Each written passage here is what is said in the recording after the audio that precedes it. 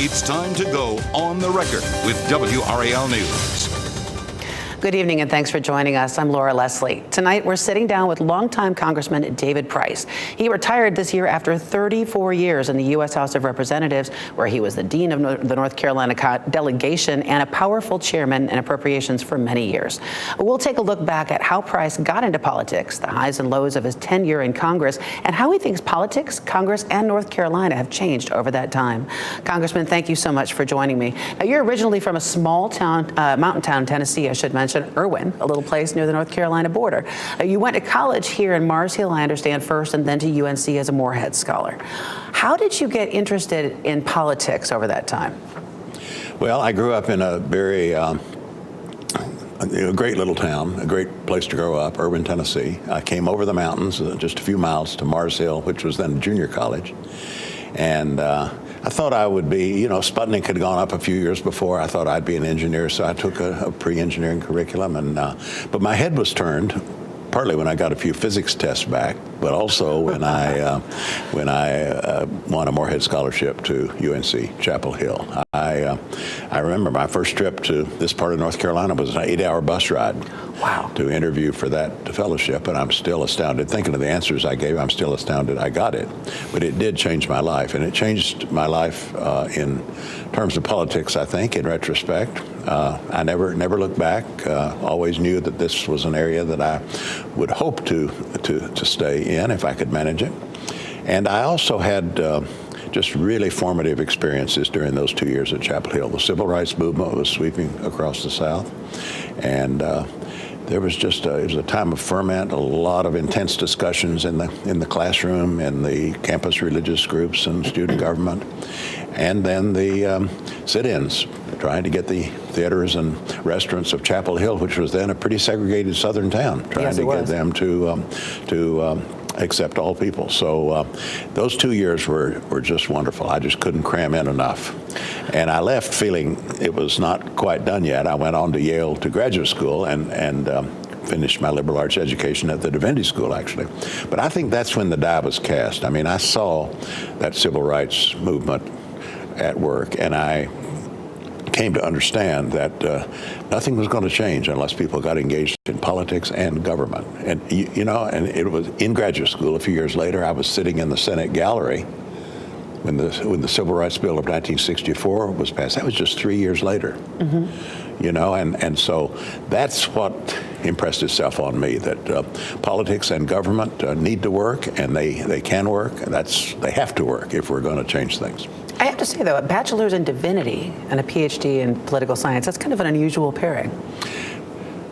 Well, it wasn't so unusual for me in that I came to Divinity School thinking I might be a minister. I got a fellowship, in fact, that gave me a, quote, trial year to see if I would consider the ministry, and I did consider it, decided that was not going to be my vocation, but I also understood that I was really getting a good education, really getting a good liberal arts education, which had been delayed because of my engineering ideas. So I stayed at Yale Divinity School, got a Bachelor of Divinity, and then moved right into the political science PhD program. Right. So after that, you came back to North Carolina and you taught at Duke University, right? I got a dream offer. I mean, I always had thought I would love to locate back in the Mid-South. I thought about Nashville, thought about, Carolina, Duke, schools that would be in a place where I knew the area, and I also would have a potential to get involved in politics. I was thinking about that, certainly not running for Congress, but I got this dream offer from Duke. I taught at Yale for 4 years after the PhD, got this dream offer to take a political science job and help start what's now the Sanford School of Public Policy at Duke. And so my wife and I packed up our very young family, and we were in Chapel Hill. 1973 is when that was. Excuse me, pardon. Okay, so for a period of time, I understand you were the chairman of the Democratic Party in the state. Is that correct? That's right. I did get involved in various campaigns along the way, and eventually the tail began to wag the dog. I was the Duke public policy folks had wanted us to be involved in politics. I don't necessarily think they wanted us to take leave and be party chairman or run for Congress. But anyway, I took them at their word, and I did take a leave, first in '80 to be executive director, and then in '84 the big one. That was the Hunt Helms banner year Senate race. Jim Hunt asked me to be party chairman, full-time party chairman, and so I did that for a year. And of course, that really was the start of my North Carolina political career. I, of course, thought it was over at first because of that devastating loss. But as it turned out, we bounced back 2 years later, and I was one of those who bounced back. I took one of those congressional seats back that we had lost in '84. Right. So you served after that. You got elected in 1986. You served till 1994. When you lost your reelection campaign to former Raleigh Police Chief Fred Heineman. That's right. That was during the so-called Red Wave year, I think, wasn't it? Well, it was the Gingrich Revolution. The Gingrich Revolution. We called it that because of Newt being the inspiration of some very, very hard-edged politics that came to characterize this area and the whole country. I remember these raucous town meetings where we actually had to have law enforcement and people just listening to talk radio and getting fired up and coming to these meetings. And it sounds like there's some parallels to today. It is very much like today. I mean, this all didn't start with Donald Trump. It did start in large part with Newt Gingrich. I mean, he was the inspiration for that style of politics. But it was rough, and I lost by 1,200 votes in a wave election, and went back to teaching at Duke for 3 semesters. But pretty quickly decided I would try to win the seat back, and managed to do that in 1996. And in fact, it was kind of like nothing had changed. I got much of the vote in '96 I had in '92. It's just that '94 was quite a blip with losses like mine all over the country. Yeah, a difficult year for certain for the Democrats. Now, when you got back to Congress in 1997, eventually you became what they call a cardinal, right, which is a chairman of one of the subcommittees on the budget. I think you were with Transportation, Housing, and Urban and Development and related agencies, right? That was your... That's right. But we first won leadership, came into leadership after the '06 election. And so from '07 to 2010, I was the chairman of another one of those subcommittees, Homeland Security. Homeland Security, that's right. And that was a good subcommittee. It was before it became so terribly controversial. It actually was fairly bipartisan in those years. So that's my first chairmanship. And then, of course, the Republicans came in after the Tea Party election of 2010. I was ranking member on a number of subcommittees, that is to say the top Democrat, but not in charge. But then when we won the House back in 2018, then the committee I had wanted all along, Transportation and Housing, those were my areas almost since I first came to the Congress. But finally, I was chairman, and I did that for 4 years. Why that particular area? Well, it's first of all critical to this area, to the area I represent. And Transportation and housing are two things that we definitely struggle with. Yes, and our municipal elections, they're all about affordable housing, and we have a big challenge, with having people able to live in the communities they work in and have decent commutes to work, and it's just a lot of pressures on housing, and that's been true one way or another for the entire period of my service. And the same is true of transportation. We're behind the curve in the Triangle on transit, on diverse transportation. So we've made more progress in some areas than others. I'm very, very proud of the progress we've made on intercity rail. This Raleigh to Charlotte train service is just wonderful. Nobody needs to drive to Charlotte anymore. So we've demonstrated that it can work. But we need to have Raleigh to Richmond as a straight corridor on to Washington. That's the key to having a southeast corridor that really works for passenger train travel. And I've been able to get the money generated, and we've had successful applications to get that going. Less so in mass transit. We still have a way to go in the Triangle to get a plan together. But there's never been any question that transportation was central to the region. It's an interesting, challenging subject. So almost the entire time I've been there, those have been my focal points. So it's very satisfying in the end to be able to chair that committee and to be able to get some of these accounts that I think have been underfunded to get some investment underway. Absolutely. And when we come back, I'm going to ask you some questions about what that process looks like from the inside. But we're going to cut to a break right now. Please stay with us. We'll be right back with Congressman David Price.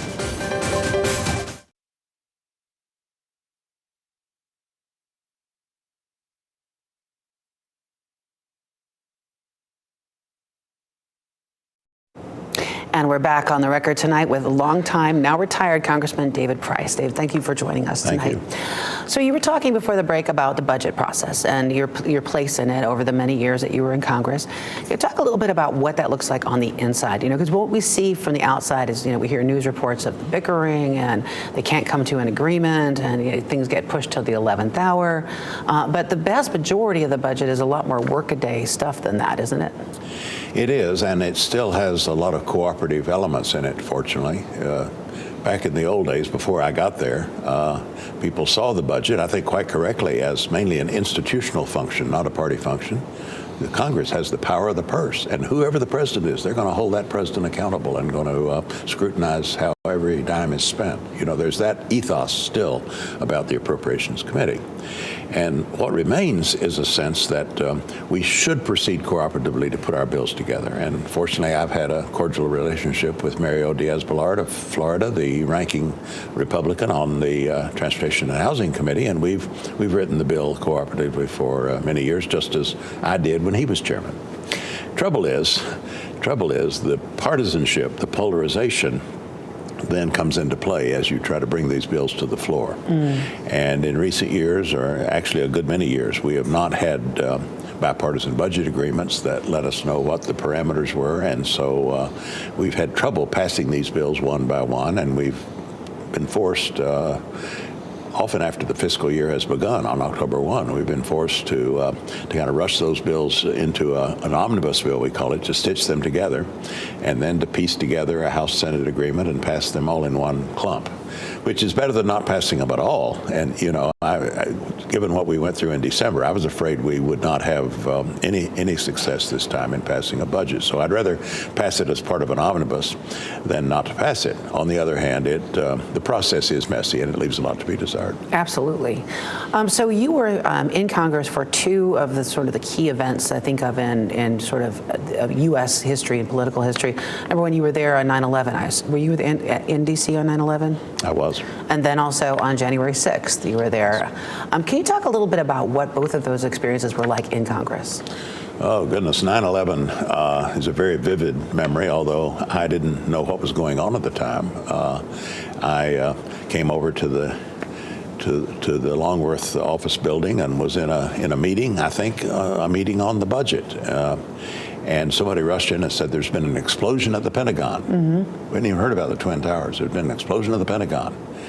And we rushed outside, and there was smoke rising from the Pentagon. And then very quickly, of course, we learned about the Twin Towers, and we were told to stay outside and then eventually to go home or disperse. Yeah. And I was stupid enough to rush back into the building and get a few things. I just had no sense of how serious this was.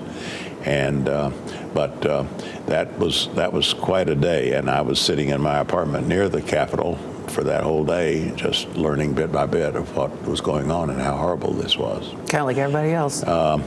So it was not. I wasn't one of those up in the Capitol Dome or anything like that, but it was a memorable day. The insurrection was also, but here too, I was at first kind of unaware of the magnitude of it. I was not one of those over on the House floor while the electoral count was being certified. I was in my office in the Rayburn building. Our staff had pretty much gone for the day, so I was by myself, just hunkered down, kind of watching on C-SPAN. And all of a sudden it became clear on the screen that something was going on, that we were being quickly adjourned. Right. But there were a lot of people who knew more about this than I did, and they were texting me and calling me, including family members. People watching television outside knew more than I did there in my own office. But I was never in any kind of jeopardy. The rioters never came into our building. They concentrated their efforts on the Capitol. But I was, of course, horrified by what I saw, and very, very gratified that later that day we nonetheless managed to do our duty and go over and certify that election and get the job done. But it was not until days, even weeks later, with some of the footage that came out, that I think I and a lot of other people realized just how destructive this had been. Wow, it's really amazing.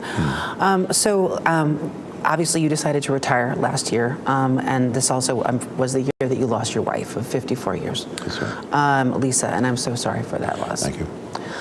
So did her death play a role in your decision to retire, or had you already decided that you were going to? I'd already decided.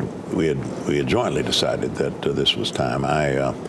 It's a strange business. In fact, David Crabtree, in an interview on this channel, did the announcement.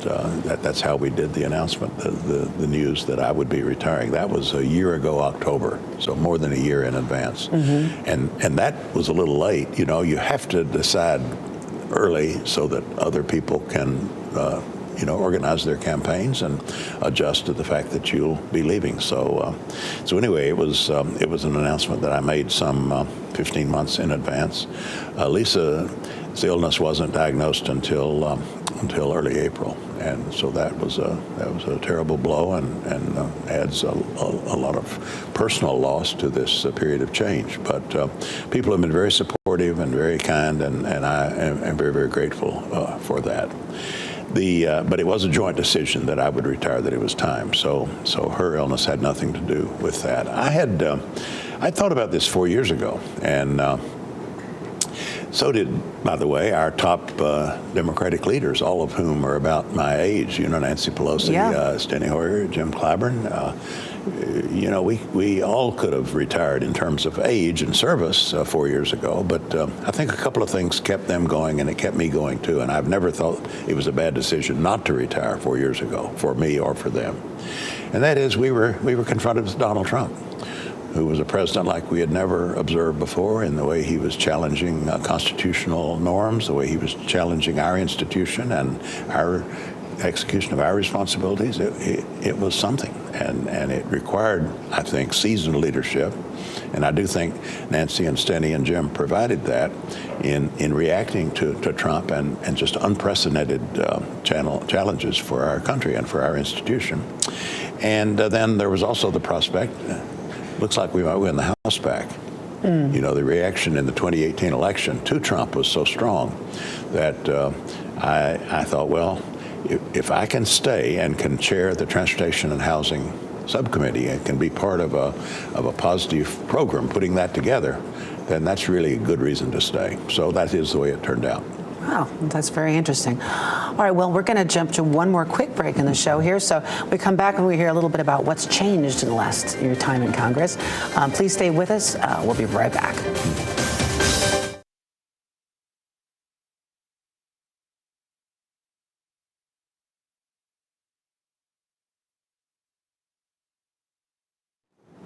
And we're back on the record with now retiring Congressman David Price. Thank you again for joining us tonight.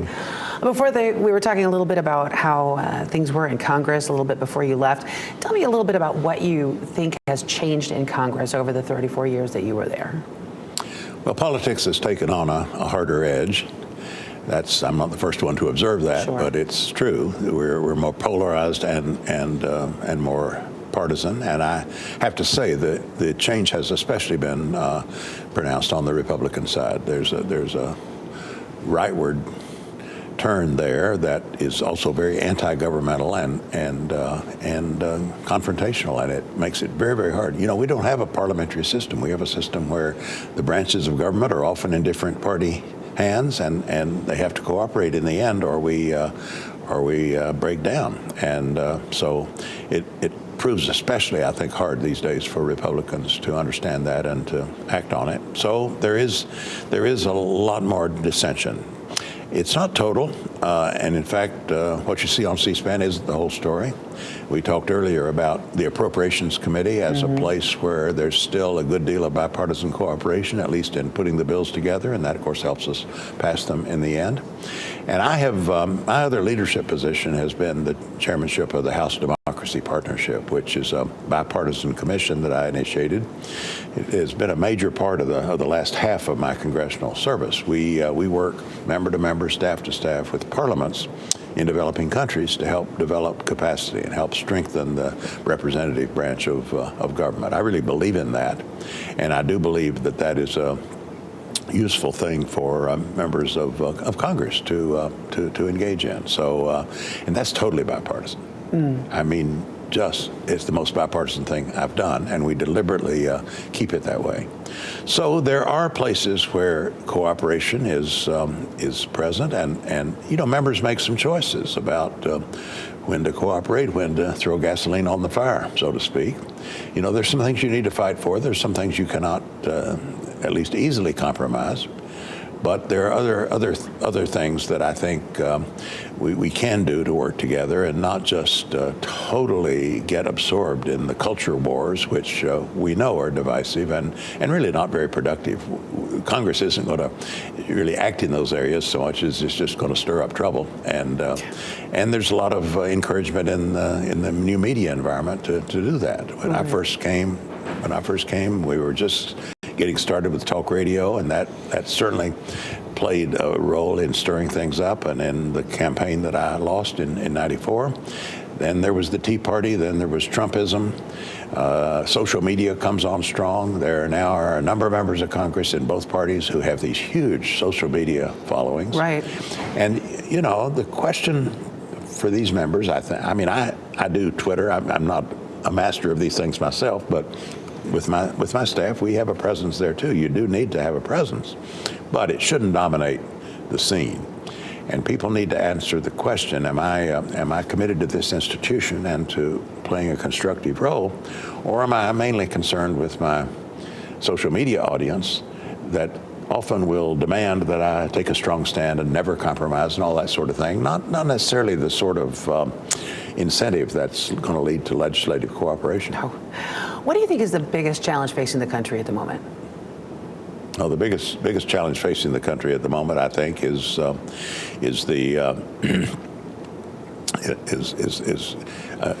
building an inclusive economy that brings everyone along together, and alongside that, preserving the norms, the values of democracy. I would say those are two major challenges confronting the Congress and the country. I don't downplay the insurrection and the attempts to deny the peaceful transfer of power in that presidential election. There still is a possibility that we could have people seriously pushing that and challenging legitimate democratic processes.